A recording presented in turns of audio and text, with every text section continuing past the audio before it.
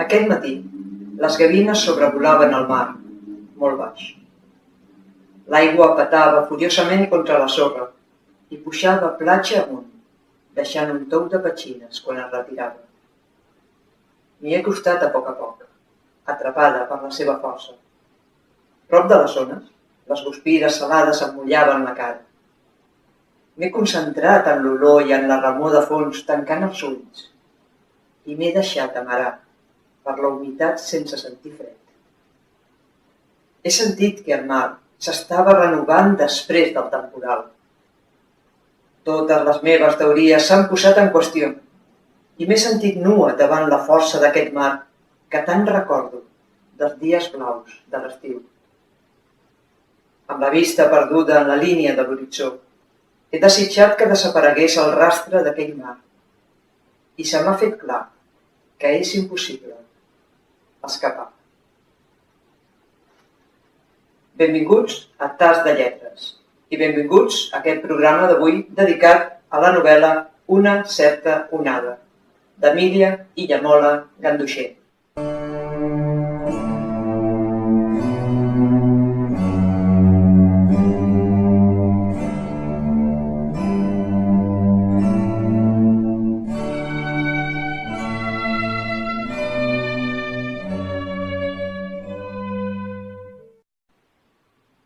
Amb aquest fragment que us acabo de llegir, que correspon a les primeres línies de la novel·la, a l'inici, hi trobem ja diversos aspectes que podem remarcar d'aquesta obra. Per una banda, la narració en primera persona, el to intimista, de vegades gairebé fregant el monòleg interior, el llenguatge farcit d'imatges poètiques, i comencem a entreveure quin serà el conflicte, perquè trobem ja un paral·lelisme, una simbologia amb aquest element del mar, de tal manera que sabem que qui ens parla ha passat un temporal, qui ens parla sap que la fugida no és una solució i qui ens parla té molt clar que ha de lluitar per tirar endavant. L'autora ja narrava en la seva primera novel·la, Joc de llunes, una situació de conflicte, una situació d'estancament per part d'una dona madura.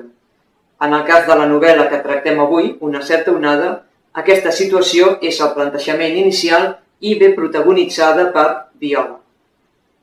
Referent a Emília Illamola, comentar-vos, per fer-vos 5 cèntims d'aquesta autora, que ha estat vinculada professionalment al món del llibre des de 1974, que ha estat una de les fundadores de la llibreria Robafaves, de Mataró, i en els darrers anys s'ha llançat a l'escriptura. De fet, com he comentat, la seva primera novel·la és Joc de llunes, però la primera publicació va ser el recull de relats, de fet de prosa poètica, Fraccions. Per tant, Una certa onada és la seva tercera publicació i la segona novel·la. Com he dit, Viola, la protagonista d'aquesta novel·la, es troba en un moment, en una situació de conflicte general. Hi ha diversos aspectes, diversos camps de la seva vida que tot d'una trontollen. Ella busca recer, busca un tauló de salvació i el troba en l'escriptura. De tal manera que Viola, la protagonista, comença a escriure un llibre. Això provoca un exercici metaliterari dins d'Una certa onada, de manera que ficció i realitat s'emmirallen.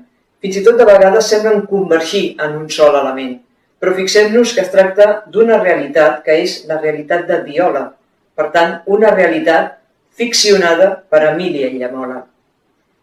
És una novel·la en la qual no hi ha una acció trepidant, però sí hi ha una acció emocional acuradament narrada.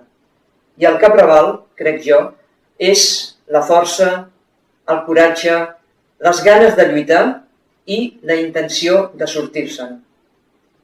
Ja ho sabeu, Una certa onada, d'Emília Illamola Ganduxer. I us esperem de nou en un proper Tas de Lletres. Fins ben aviat.